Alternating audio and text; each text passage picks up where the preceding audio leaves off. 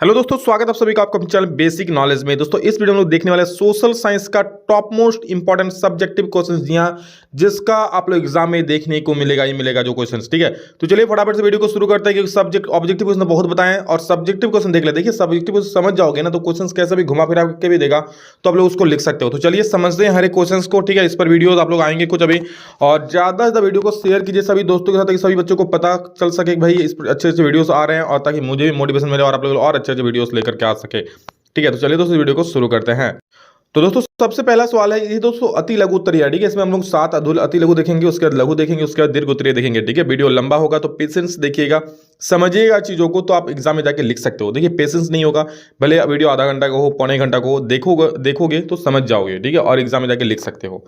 पहला सवाल क्या है, निरंकुशवाद से आप क्या समझते हैं? तो निरंकुशवाद का अर्थ एक ऐसी शासन व्यवस्था से है जिसमें शासक पर कोई अंकुश नहीं होता। भाई नाम ही है निरंकुश, मतलब ऐसा राजा जिस पर कोई भी अंकुश नहीं होता, वो अपनी मनमानी तरीके से लोगों पर हक जताता है, शासन करता है। ठीक है, वो अपनी मनमानी करता है। ये एक तानाशाह जैसा होता है, जैसे हिटलर हो गया, उसका लुईस सोलवा पता है ना, लुईस सोलवा जिसको फ्रांस की गद्दी से उतार कर फेंक दिया था वहां की जनता ने।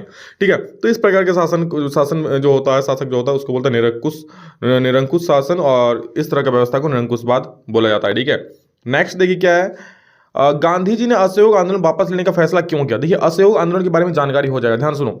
असहयोग आंदोलन के दौरान गोरखपुर के चौरी चौरा में हिंसक घटना घटित हुई। क्या असहयोग आंदोलन जब हो रहा था तो इसी दौरान गोरखपुर की दोस्तों उत्तर प्रदेश में है, वहां के चौरी चौरा नामक एक जगह में हिंसक घटना घटित हुई, जिसके तहत भीड़ ने पुलिस थाने को आग लगा दी, जिसमें 22 पुलिसकर्मी जलकर मर गए। इस घटना को देखते हुए महात्मा गांधी जी ने असहयोग आंदोलन को वापस लिया था। ठीक है, समझ रहे हो?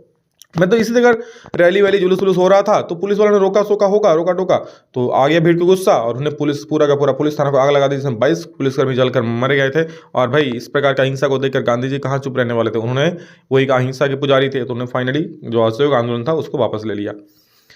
सत्ता की साझेदारी क्यों आवश्यक है? सत्ता की साझेदारी, पहले समझ लो सत्ता की साझेदारी है क्या। तो भाई सत्ता में विभिन्न लोगों की भागीदारी को ही सत्ता की साझेदारी कहते हैं। ठीक है, देखो सत्ता का बंटवारा होने से विभिन्न सामाजिक समूह के बीच टकराव का अंदेशा कम हो जाता है। क्यों? क्योंकि भाई कोई भी समूह समाज का कोई भी आदमी जाके सत्ता में कोई भी जाके नेता बन सकता है, कोई भी मंत्री बन सकता है। ठीक है, कोई भी रोक टोक नहीं है। भाई आपका मन है आप जाओ, आप अच्छा काम करो, आप जाके आगे नेता बनोगे, क्या दिक्कत है?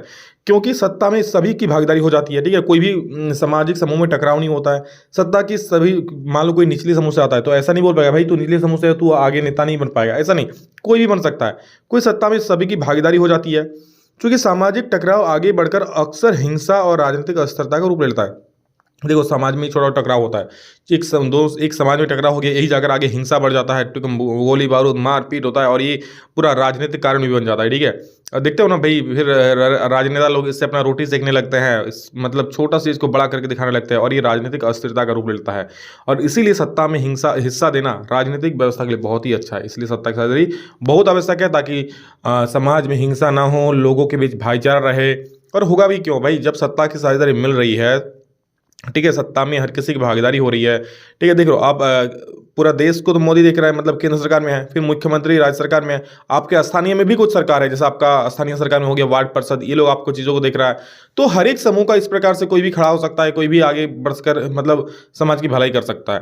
ठीक है, तो ऐसा कोई रोक टोक नहीं है भाई इस समाज का है तो यही आगे बढ़ेगा, नहीं, कोई भी बढ़ सकता है, कोई भी यहाँ पर लोगों का बात सुन सकता है और कोई भी आगे जाकर नेता बन सकता है। तो भाई सभी की साझेदारी है और इसलिए जरूरी भी है क्योंकि कोई टकराव ना हो। नेक्स्ट है, राजनीतिक दल से आप क्या समझते हैं, इसके कितने घटक होते हैं? देखो लोगों का एक ऐसा संगठित समूह जो चुनाव लड़ने और राजनीतिक सत्ता हासिल करने के उद्देश्य से कार्य करता है। क्या बोल रहा है? राजनीतिक दल होता है क्या भाई, ये लोगों का ही एक समूह होता है ना, और कौन होता है? कोई दूसरे देश से थोड़ी आते हैं, दूसरे क्या बोलते हैं, दूसरे ग्रह से। तो राजनीतिक जो दल क्या होता है, लोगों का एक ऐसा संगठित समूह होता है जो चुनाव लड़ने और राजनीतिक सत्ता हासिल करने, मतलब चुनाव जीतने, राजनीतिक सत्ता मतलब क्या, चुनाव जीतने के उद्देश्य से कार्य करता है, उसे राजनीतिक दल कहता है। समझ गया? ये लोगों का एक संगठित समूह होता है जो चुनाव लड़ने और सत्ता हासिल करने के उद्देश्य से कार्य करता है। प्रत्येक राजनीतिक दल की कुछ नीति और सिद्धांत होता है। ठीक है, हर एक राजनीतिक दल कुछ ना कुछ नीति होता है कि भाई मैं अगर जीता तो इस पर काम करूंगा। ठीक है, वो सिद्धांत होता है उसका, मेरा ये सिद्धांत है। जैसे अभी फाइनली हाल ही में जेबी केस पर है ना, जो झारखंड भाषा खतियान संघर्ष समिति, तो मेन मुद्दा उसका खतियान, उसका मेन नीति खतियानी, मतलब खतियान को जोर देना है, खतियान को आगे बढ़ना है, इस प्रकार से। ठीक है, उदारवाद से आप क्या समझते हैं? तो देखो उदारवाद का अर्थ आज़ादी या स्वतंत्रता होता है, जिस प्रकार रूढ़िवाद मतलब क्या होता है, रूढ़िवाद मतलब होता है ना पुरानी सोच वाला, उसी प्रकार उदारवाद मतलब क्या, आज़ादी या स्वतंत्रता। एक यह एक ऐसी विचारधारा है जो सत्ता का केंद्रीकरण का विरोध करता है। सत्ता का केंद्रीकरण मतलब क्या, सत्ता एक हाथों में होना। ठीक है, मान लो एक हाथों में होगा तब तो राजतंत्र हो जाएगा, तब तो लोगों को कोई वैल्यू ही नहीं है, समझ रहे हो। यह एक ऐसी विचारधारा है जो सत्ता का केंद्रीकरण का विरोध करता है तथा लोगों के स्वतंत्रता का समर्थन करता है, कि लोगों को स्वतंत्रता मिले, ये सारा चीज। ठीक है, तो उदारवाद क्या है, उदारवाद का अर्थ होता है आज़ादी या स्वतंत्रता, या फिर कह सकते हो किसी प्रकार का जो मतलब कि नियंत्रण होता है, जो रुकावट होता है उसको ढूल देना, नियंत्रण में छोड़ देना, उसको भी उदारवाद बोल सकते हो। तो उदारवाद क्या करता है, उदारवादी लोग, ये विचारधारा लोग क्या करता है, सत्ता का केंद्रीकरण का विरोध करता है, कि भाई एक हाथ में सत्ता नहीं होनी चाहिए और लोगों को आज़ादी मिलनी चाहिए। ठीक है, ये चीज़ का समर्थन करता है। छोटा नागपुर क्षेत्र को खनिज का भंडार क्यों कहा जाता है, तो देखो छोटा नागपुर क्षेत्र में अभ्रक, बॉक्साइट, तांबा, चूना पत्थर, लौह और कोयला जैसे खनिज पाए जाते हैं। क्या, छोटा नागपुर क्षेत्र में अभ्रक, बॉक्साइट, तांबा, चूना पत्थर, लोहा और कोयला जैसे खनिज पाए जाते हैं, और इसीलिए छोटा नागपुर क्षेत्र को खनिजों का भंडार कहा जाता है। समझ रहे हो क्यों, क्योंकि इन क्षेत्रों में अभ्रक, बॉक्साइट, तांबा, चूना मतलब बहुत प्रकार के खनिज पाए जाते हैं इन क्षेत्रों में, और इसीलिए इसको क्षेत्र को खनिजों का भंडार, खनिजों का भंडार क्यों कहा है भाई, बहुत प्रकार के खनिज पाए जाते हैं, और क्या काम है, ऐसे भी आप लोग बोल सकते हो। प्रति व्यक्ति आय क्या कहलाती है, तो किसी देश की कुल आय को उस देश की कुल जनसंख्या से भाग देकर जो आय निकाली जाती है उसे बोलते हैं प्रति व्यक्ति आय। मतलब भाई देश में जितना आय जितना कमा रहा है बट देश की कुल जनसंख्या, ठीक है, इसको भाग देकर जो आय हमें प्राप्त होता है उसे बोलते हैं प्रति व्यक्ति आय। आप ऐसे समझ लेना, एक घर में 5 लोग रहते हैं, कितना लोग रहता है, 5 लोग। भाई टोटल घर की कमाई 5,000 है, घर की कमाई कितना, 5,000 है। आप प्रति व्यक्ति आय कैसे निकालोगे, कुल आदमी से भाग दे दोगे ना, तो भाई 1,000 आ जाएगा। उसी प्रकार देश में जितना भी क्या आय है, कुल आय जितना हो रहा है बट देश की जितनी कुल जनसंख्या भाग दे तो प्रति व्यक्ति आय निकल जाएगा। शॉर्ट आंसर अब देख रहे हैं दोस्तों, जो आप लोग का लघु उत्तरीय प्रश्न है, देखो अपने शासन वाले क्षेत्रों में शासन व्यवस्था को ज्यादा कुशल बनाने के लिए नेपोलियन ने में क्या बदलाव किया, बहुत इंपॉर्टेंट सवाल है। देखो नेपोलियन ने क्या क्या बदलाव किया, तो नेपोलियन ने अपने शासन वाले क्षेत्रों को ज्यादा कुशल बनाने के लिए ये निम्नलिखित बदलाव किए। सबसे पहले नेपोलियन ने सिविल कोड लागू किया, इसे नेपोलियन कोड भी कहा जाता है। क्या, नेपोलियन ने क्या एक कोड लागू किया जिसे नेपोलियन कोड भी कहा जाता है। इसके तहत, इस कोड के तहत क्या, जन्म के आधार पर मिलने वाली हर सुविधा को समाप्त कर दिया गया, कि भाई जन्म के आधार पर चलो ये रईसी है इसको अधिक अधिकार मिलेगा, ऐसा नहीं, हर किसी को समान अधिकार, हर किसी को बराबर का अधिकार मिलेगा। जन्म के आधार पर जो भी विशेष अधिकार दिए जाते थे उसको समाप्त कर दिया, किसके द्वारा, नेपोलियन कोड के द्वारा। ठीक है, अगला, उन्होंने हर नागरिक को समान अधिकार प्रदान किया, संपत्ति के अधिकार को बहाल किया। उन्हें किसी भी नागरिक के साथ कोई भेदभाव नहीं किया, हर एक नागरिक को समान अधिकार प्रदान किया और संपत्ति के अधिकार को बहाल किया। भाई चलो अगर आपके पास कुछ जमीन है, जायदाद है तो आपका ही होगा, उसके लिए कागजात वगैरह बना दिया। ठीक है, संपत्ति के अधिकार को बहाल कर दिया। अगला क्या, यातायात और संचार के साधनों में सुधार कर दिए। ठीक है, यातायात की, चलो भाई आने जाने के लिए बस जो भी है उस संचार यातायात के लिए यातायात और संचार साधनों में सुधार कर दिए। उसने जमींदारी प्रथा को समाप्त किया और किसानों को भूदासता और जागीरदारी शुल्कों से मुक्त किया। उन्हें जो जमींदारी प्रथा था, ठीक है भाई, किसानों को, जमींदारों को कर देना पड़ता था, टैक्स देना पड़ता था, भाई भले फसल हो या ना हो बट उन्हें कर देना पड़ता था। तो इस प्रकार का प्रथा को समाप्त कर दिया। किसानों को जो भूदासता और जागीरदारी शुल्क, मतलब जो भी भाई किसानों को शुल्क देना पड़ता था उस शुल्कों से मुक्ति दिला दी। तो सब लोग खुश। अगला सवाल है, मुद्रण संस्कृति ने भारत में राष्ट्रवाद के विकास में क्या मदद की। मुद्रण संस्कृति ने भारत में राष्ट्रवाद के विकास में निम्नलिखित प्रकार से मदद की। कैसे कैसे, पत्र पत्रिकाओं में अंग्रेजी शासन की आलोचना की गई, इसमें आम जनता को औपनिवेशिक शासन की बुराइयां और शोषण का पता चला। क्या मुद्रण संस्कृति मतलब समझ रहे हो भाई, छपाई, मुद्रण संस्कृति मतलब छपाई, जब पेपर छापे जाने लगे, पेपर प्रिंट होने लगा, किताबें छापे जाने लगी, तो ये सब जो है राष्ट्रवाद में, ठीक है, भारत जो आजादी की लड़ाई लड़ रहा था उस राष्ट्रवाद में किस प्रकार की मदद किया। तो देखो, पत्र पत्रिकाओं में अंग्रेजी शासन व्यवस्था की आलोचना की गई, ठीक है, कि अंग्रेज इस प्रकार का शोषण कर रहे हैं भारतीयों पर। इसमें आम जनता को औपनिवेशिक शासन की बुराइयों और शोषण का पता चला। इससे क्या हुआ, जो आम जनता है, आम नागरिक जो दूर दराज इलाकों में रहते हैं, सभी को अंग्रेजों का द्वारा किए गए शोषण के बारे में पता चला। कहानियों, कविताओं आदि के द्वारा भारतीय जनता में राष्ट्रवाद की भावना को जागृत करने का प्रयास किया। कहानी के द्वारा, कविता के द्वारा, बोलता है ना एकदम पूरा देशभक्ति वाला कविता, देशभक्ति वाला कहानी, क्या लोगों के मन में देशभक्ति का गीत मतलब गा दिया गया, मतलब लोगों के मन में देशभक्ति जागृत कर दिया गया। राष्ट्रवादी अखबारों ने क्रांतिकारी विचारों को जनता के बीच फैलाया। जो राष्ट्रवादी अखबार था, मतलब ऐसा अखबार जो मेन जिसका उद्देश्य भारत को आजाद दिलाना था, तो राष्ट्रवादी अखबार ने क्या, क्रांतिकारी विचार, ठीक है, जो बड़े बड़े क्रांतिकारियों ने लिखा था उन सब विचारों को लोगों के बीच तक पहुंचाया इस प्रकार से। ठीक है, तो इस प्रकार से लोग भी जागरूक हुए, लोगों के मन में राष्ट्रवाद के प्रति, मतलब अपने देश के प्रति राष्ट्रवाद जाग उठा। ठीक है, देश के प्रति प्यार जाग उठा। चलो अगला सवाल है 1992 के संविधान संशोधन के पहले और बाद के स्थानीय स्वशासन के दो महत्वपूर्ण अंतर को बताइए। देखिए सब्जेक्टिव को ध्यान से सुनिएगा ना तो ऑब्जेक्टिव का ही बहुत सारा सवाल हो जाएगा। देखो क्या बोला, 1992 जो संविधान संशोधन हुआ उससे पहले और उसके बाद में जो स्थानीय स्वशासन है, दो जो महत्वपूर्ण अंतर था उसको बताइए। तो देखो दो अंतर क्या क्या है, ध्यान से देखो। 1992 के पहले स्थानीय सरकार के पास अपना कोई अधिकार नहीं था। समझ लो, जो भी स्थानीय सरकार मतलब पंचायत सरकार होता है, 1992 के पहले अपने इनके पास कोई भी अपना अधिकार नहीं था। परंतु 1992 के बाद संविधान के 92 के संविधान के बाद राज्य सरकारों से यह अपेक्षा की गई कि अपने राजस्व और अधिकारों के कुछ अंश स्थानीय सरकारों को देगी। क्या, जब 1992 से पहले तक स्थानीय सरकारों को कोई हक नहीं था, भाई तुम ये काम करो ये काम करो, कुछ भी नहीं। लेकिन 1992 के जो संविधान संशोधन हुआ उसके बाद जो नया संविधान बना ना, संविधान संशोधन होके उसमें क्या राज्य सरकारों को ये कहा गया कि भाई तुम कुछ अपना अधिकार, थोड़ा अधिकार पंचायत सरकार को दो या स्थानीय सरकार को दो। ठीक है, किसको कहा गया? राज्य सरकारों को। ठीक है, 1992 के पहले स्थानीय सरकारों के लिए नियमित रूप से चुनाव नहीं होते। 1992 से पहले मतलब जब मन हुआ चुनाव हुआ, जब मन हुआ ना हुआ। ठीक है, लेकिन परंतु 1992 के बाद संविधान में के बाद नियमित रूप से चुनाव होने लगे। मतलब अब जो पंचायत स्तरीय चुनाव नियमित रूप से होने लगे। क्लियर? और एक सबसे बड़ा जो परिवर्तन हुआ क्या हुआ, देखो 1992 के पहले महिलाओं के लिए सीटें आरक्षित नहीं थी। भाई 1992 से पहले जो भी महिलाएं थी चुनाव में आगे आएंगे, चुनाव में इतना महिला खड़ी होंगी, कोई भी सीट आरक्षित नहीं थी। लेकिन 1992 के बाद ना, संविधान के बाद महिलाओं के लिए 1/3 सीटें आरक्षित की गई। कितना? 1/3, 1/3। ठीक है, 1/3 सीटें आरक्षित की गई महिलाओं के लिए। समझ गया? चलो वेरी गुड।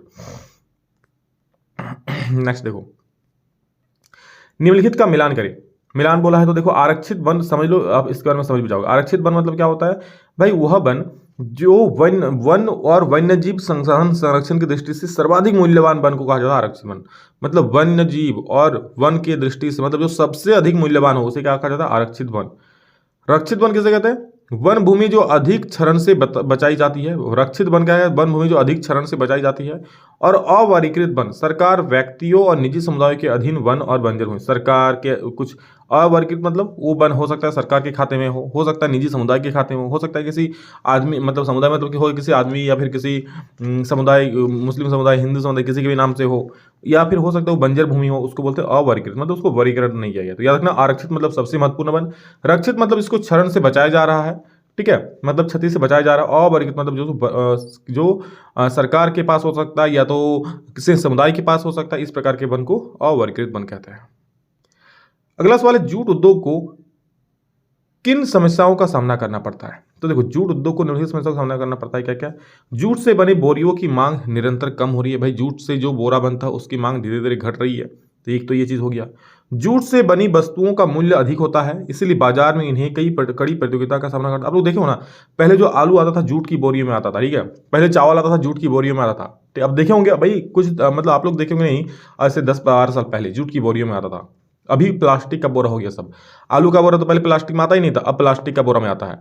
ठीक है, और जो चावल तो भी चावल जूट का बोरा में था, लेकिन अब चावल भी प्लास्टिक का बोरा में आने लगा है। ठीक है, तो इस प्रकार से अधिक मूल्यवान होता है, इसलिए बाजार में इन्हें कड़ी प्रतियोगिता का सामना करना पड़ता है। बाजार मतलब सब लोग इसको खरीदते नहीं है, उसके बदले प्लास्टिक का जो बोरा होता है सस्ता पड़ जाता है। कृत्रिम धागा से बने सामान के बढ़ते हुए प्रचलन ने जूट उद्योग के लिए समस्या होती है। कृत्रिम धागा मतलब वही प्लास्टिक का धागा जो होता है। ठीक है, कृत्रिम मानव बनाता है ना, और जूट तो जबकि मतलब जूट जो उगा करके फिर उससे बोरा बनाया जाता है। तो कृत्रिम धागा से बने सामान के बढ़ते हुए प्रचलन ने जूट उद्योग के लिए समस्या उत्पन्न कर दी है।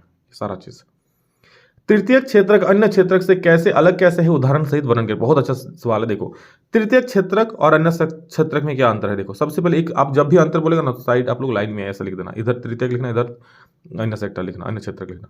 तो तृतीयक क्षेत्रक इसमें मशीन की जरूरत नहीं पड़ती है। मतलब भाई कोई टीचर पढ़ा रहा है, कोई बैंक में काम कर रहा है, या फिर कोई गाड़ी चला रहा है, इसमें कोई मशीन थोड़ी प्रोडक्शन थोड़ी हो रहा है, क्योंकि मशीन चाहिए नहीं ना। और इसमें क्या चाहिए भाई? अन्य क्षेत्र में मशीन की जरूरत पड़ती है। दूसरा पॉइंट क्या है? तृतीय क्षेत्रक में इस सेक्टर में श्रमिकों की मानसिक क्षमता की अधिक जरूरत पड़ती है। जो तृतीय क्षेत्र को ना मानसिक क्षमता, जैसे मैं आप लोग पढ़ा रहा हूँ, दिमाग पर कितना जोर पड़ रहा है, बैंक में कोई काम कर रहा है दिमाग पर कितना जोर पड़ रहा है, ठीक है, कोई बस चला रहा है दिमाग पर कितना जोर पड़ रहा है। लेकिन जो द्वितीय क्षेत्र या प्राथमिक क्षेत्र होता है, इसमें श्रमिकों के शारीरिक परिश्रम की अधिक जरूरत पड़ती है। देखते हो कोई खेती कर रहा है, कोई फैक्ट्री में काम कर, शारीरिक परिश्रम करना पड़ रहा है ना।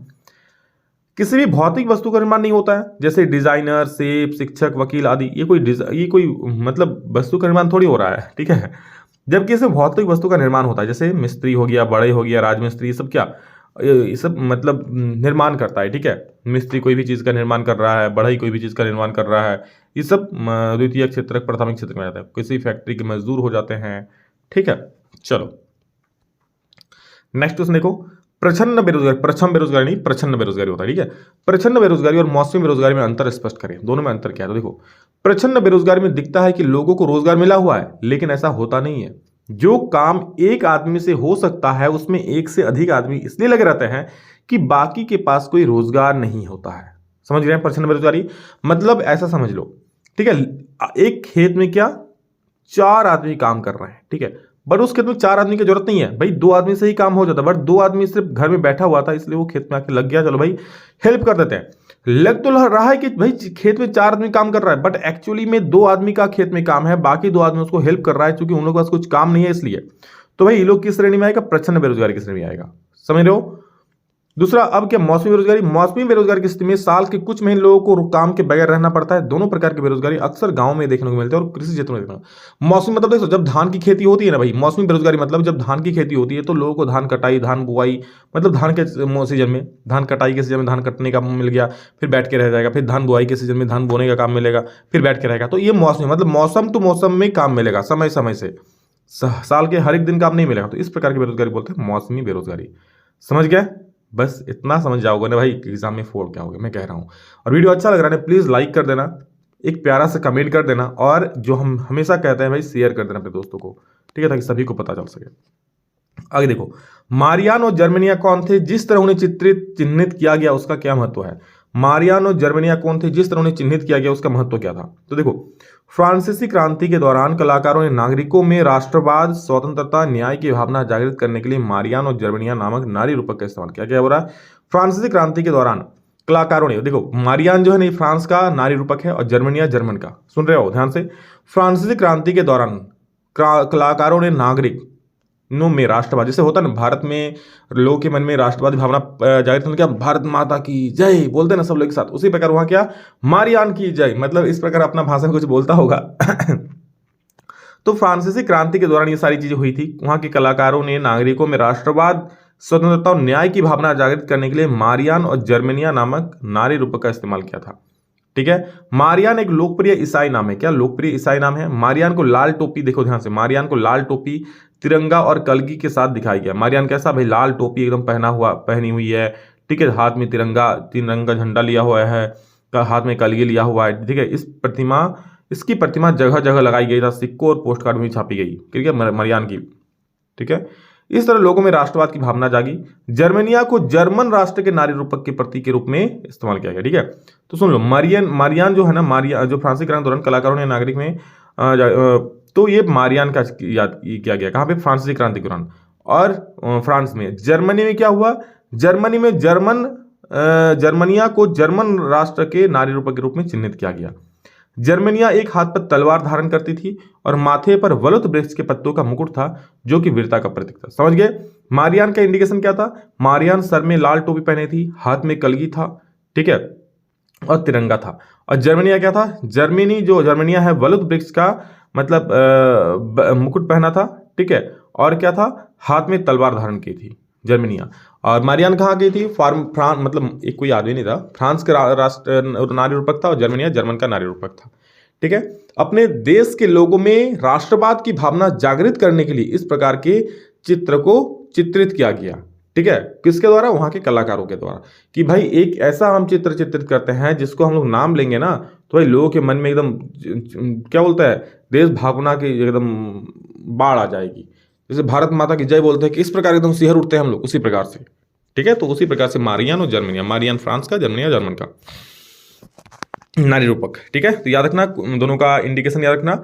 मारियान हाथ में कलगी होता था, ठीक है, और तिरंगा धारण की हुई थी, लाल कलर की टोपी पहनती थी। जर्मनिया जो है वलुत वृक्ष का पत्तों का मुकुट पहनती थी और हाथ में तलवार था। लोकतंत्र किस तरह उत्तरदायी, जिम्मेवार एवं वैध सरकार का गठन करता है, ध्यान से देखो, ठीक है। अब दीर्घ में हम लोग एंटर कर चुके हैं यहाँ से, ठीक। लोकतंत्र किस तरह उत्तरदायी, जिम्मेवार एवं वैध सरकार का गठन करता है? तो लोकतंत्र निम्नलिखित प्रकार से उत्तरदायी, जिम्मेवार और वैध सरकार का गठन करता है। किस प्रकार उत्तरदायी सरकार का गठन कैसे करता है? लोकतंत्र में जनता स्वयं एक उत्तरदायी सरकार का चुनाव करती है। इस प्रकार वह जनता के प्रति जवाबदेह उत्तरदायी होता है, क्योंकि भाई लोकतंत्र में सरकार कौन बनता है? जिसको जनता ने वोट दिया। तो भाई सरकार को भी ये तो समझना पड़ेगा ना, जनता ने मुझे बैठाया है तो जनता ने मुझ पर विश्वास किया है, इसलिए वो जनता के प्रति उत्तरदायी होता है। तो लोकतंत्र में जनता स्वयं एक उत्तरदायी सरकार का चुनाव करती है, जनता स्वयं बैठाती है। इस प्रकार वह जनता के प्रति जवाबदेह और उत्तरदायी होता है। कौन? सरकार। जैसे मोदी सरकार को कौन बैठाया? हम लोगों ने बैठाया ना। तो मोदी सरकार को भी तो हमारे प्रति एक जिम्मेवारी है, चलो भाई हम अच्छा काम करेंगे, हम हमारे प्रति एक उत्तरदायी है उनका कुछ। लोकतंत्र में चुनाव नियमित, स्वच्छ एवं स्वतंत्र तरीकों से संपन्न होता है। लोकतंत्र में क्या चुनाव नियमित होते हैं, स्वतंत्र होते हैं, स्वच्छ होते हैं। ठीक है, इसमें कोई भेदभाव नहीं होता है कि भाई मतलब चलो इसको ज़्यादा वोट दिया जा रहा है, इसको कम वोट दिया जा रहा है, मतलब जिसको जो अच्छा लगता है वो वोट देगा उसको। ठीक है, चुनाव नियमित रूप से होता है, स्वच्छ चुनाव होता है। ठीक है, लेकिन कहीं कहीं ये वाला चीज़ नहीं देखने को मिलता है भाई, गलत वोटिंग भी हो जाता है कहीं कहीं पर। अगला देखो, जिम्मेवार सरकार का गठन। लोकतंत्र में सरकार अपने देश के प्रति जिम्मेवार होती है। क्या? लोकतंत्र में जिम्मेवार सरकार गठन कैसा होता है? तो लोकतंत्र में सरकार अपने देश के प्रति जिम्मेवार होती है। जनता लोकतंत्र में सरकार से कामकाज संबंधी जानकारी प्राप्त कर सकती है। विरोधी दल सरकार की आलोचना करते हैं, जिसके कारण एक जिम्मेवार सरकार गठन। तो जिम्मेवार सरकार कैसे बनता है? तो जिम्मेवार से कैसे लिखोगे? तो बस लिखना कि लोकतांत्रिक सरकार में जो सरकार है वो लोगों के प्रति जिम्मेवार होती है। क्या होती है? जिम्मेवार होती है। ठीक है, यहाँ पर लोग है ना, सरकार के कामकाजों की जानकारी ले सकती है। भाई सरकार क्या काम कर रहा है, इसलिए सरकार को अच्छा ही काम करना पड़ेगा। ठीक है, वरना कुछ गलत काम कर दे उसकी जिम्मेवारी किसकी होगी? सरकार की होगी। ठीक है, तो इसमें इसलिए सरकारी जिम्मेवार सरकार होता है कि वो अगर कुछ भी गलत काम करे तो उसकी भी जिम्मेवारी होती है, अच्छा काम करेगा तो उसका जिम्मेवार होगा। और प्लस जो विरोधी दल होता है वो सरकार क्या करता है? उसका विरोध करता है। कुछ भी काम करेगा भाई गलत काम तो विरोध करेगा। वैध सरकार कैसे बनता है? तो भाई लोकतंत्र की वैधानिक सरकार होती है। जैसे ही कोई सरकार अल्पमत में आती है तो उसे त्याग पत्र देना पड़ता है, जिससे उसकी वैधता समाप्त हुई। तो इसलिए एक वैध सरकार है। कौन? लोकतंत्र की वैध सरकार। क्योंकि यह एक वैधानिक सरकार है, क्योंकि लोकतंत्र में जो सरकार जो आता है ना सत्ता में, वो चुनाव के दौरान आता है। अगर किसी के पास बहुमत कम हो जाता है तो वो सीधा उसको त्याग पत्र देना पड़ता है और उसकी वैधता समाप्त हो जाती है। समझ रहे? इसलिए वैध सरकार। तो वैध कब तक रहेगा? जब तक उसके पास बहुमत होगा। भाई बहुमत नहीं होगा वो वैध से हट जाएगा। तो इसलिए एक वैधानिक सरकार है, वैध सरकार है। लोकतंत्र में जनता के समर्थन के बिना कोई भी नई सरकार नहीं बना सकती। इस प्रकार एक वैध सरकार का गठन होती है। क्या जनता के समर्थन के बिना कोई सरकार बन सकता है क्या? जनता के कोई बोल सकता है क्या? नहीं ना बोल सकता है। इसलिए क्या है? ये एक वैध सरकार है। उच्च औद्योगिक अवस्थिति को प्रभावित करने वाले प्रमुख कारकों का वर्णन करें। उच्च औद्योगिक अवस्थिति को प्रभावित करने वाले प्रमुख कारक क्या क्या? देखो, औद्योगिक अवस्थिति को प्रभावित करने वाले 3 मानवीय कारक निम्नलिखित। औद्योगिक अवस्थिति मतलब उद्योग की स्थिति को प्रभावित करता है 3 कारक क्या क्या है जिससे उद्योग प्रभावित होते हैं। सबसे पहला है कुशल श्रमिक। भाई उद्योग में तो कुशल श्रमिक चाहिए ही। कुशल तथा सस्ते श्रमिक किसी भी उद्योग के विकास में महत्वपूर्ण योगदान देते हैं और ये किसी भी उद्योग की रीढ़ की हड्डी होती है, कुशल और सस्ते श्रमिक। परिवहन सुविधा। परिवहन की सुविधा विशेषकर सड़क मतलब सामान को ले आ जाने के लिए। ठीक है, ले आने जाने के लिए परिवहन की सुविधा विशेषकर सड़क और रेल मार्गों का विस्तार उद्योग विकास में महत्वपूर्ण योगदान देता है। परिवहन की सुविधा मतलब सामान को ले जा रहा है, ले आ जा रहा है, ला रहा है। विशेषकर सड़क और रेल मार्गों का विस्तार उद्योग विकास में, जो सड़क बढ़ रहा है, अच्छे अच्छे रोड बन रहे हैं, मतलब अच्छे अच्छे रोड बन रहे हैं, ट्रेन रेल मार्ग बन रहे हैं, तो ये सब विकास में क्या महत्वपूर्ण योगदान देता है। कच्चे माल को कारखाने तक लाने के लिए और उत्पादित माल को खपत केंद्रों तक पहुंचाने के लिए तीव्र और सक्षम परिवहन सुविधाएं जरूरी है। जो कच्चा माल है भाई, कहीं से मान लो कच्चा माल तैयार हो रहा है, ठीक है, उसको कारखानों तक लाने के लिए भाई कोई तो परिवहन व्यवस्था चाहिए, या तो ट्रेन से या फिर बस से। तो रास्ता अच्छा होना चाहिए, चीज़ें अच्छी रहेगी तो रास्ता अच्छा होना चाहिए ना, तो वो सब ट्रेन मार्ग, रेल मार्ग, बस मार्ग, इस सब के थ्रू से आती है। तो भाई इसके लिए सही परिवहन मतलब होना चाहिए। परिवहन की सुविधा नहीं होगी, मान लो मुझे ऐसा जगह से कच्चा माल तैयार हो रहा है जहाँ पर कोई परिवहन की सुविधा ही नहीं है, तब वो फैक्ट्री में पहुँचेगा कैसे? नहीं पहुँच पाएगा ना। इसलिए परिवहन की सुविधा होनी चाहिए, वरना तो फैक्ट्री चलेगा ही नहीं। सरकारी प्रोत्साहन। किसी भी उद्योग के स्तर में सरकारी प्रोत्साहन का भी विशेष योगदान होता है कि सरकार भी कुछ प्रोत्साहन राशि दे फैक्ट्री को आगे बढ़ने के लिए। ठीक है, तो सरकारी प्रोत्साहन भी क्योंकि सरकार के द्वारा भी हो सकता है कुछ सब्सिडी मिले, कुछ आगे बढ़ने का लिए कुछ सपोर्ट मिले। कच्चे माल की प्राप्ति। उद्योग के लिए कच्चा माल अपेक्षाकृत सस्ता एवं आसानी से परिवहन योग्य होना चाहिए। क्या उद्योग जो भाई किसी चीज़ का फैक्ट्री, उसके लिए जो कच्चा माल है वो सस्ते में मिलना चाहिए, आसानी से परिवहन की व्यवस्था भी होनी चाहिए, सारा चीज़। ठीक है। तो इस प्रकार उद्योग को मतलब आप बोल सकते हो उद्योग को प्रभावित करने वाले कारक कौन है, तो भाई श्रमिक प्रभावित करता है। अगर अच्छे कुशल श्रमिक ना मिले तो उद्योग भाई कैसे लाभ कमाएगा। परिवहन की सुविधा होनी चाहिए भाई, जहां से सामान, एक तो जहां से कच्चा सामान आ रहा है, प्लस फैक्ट्री जो सामान तैयार कर रही है उसको एक जगह से दूसरी जगह तक ले जाने के लिए, दुकानों तक लेने के लिए, ले जाने के लिए वहां भी परिवहन चाहिए। समझ गया ना।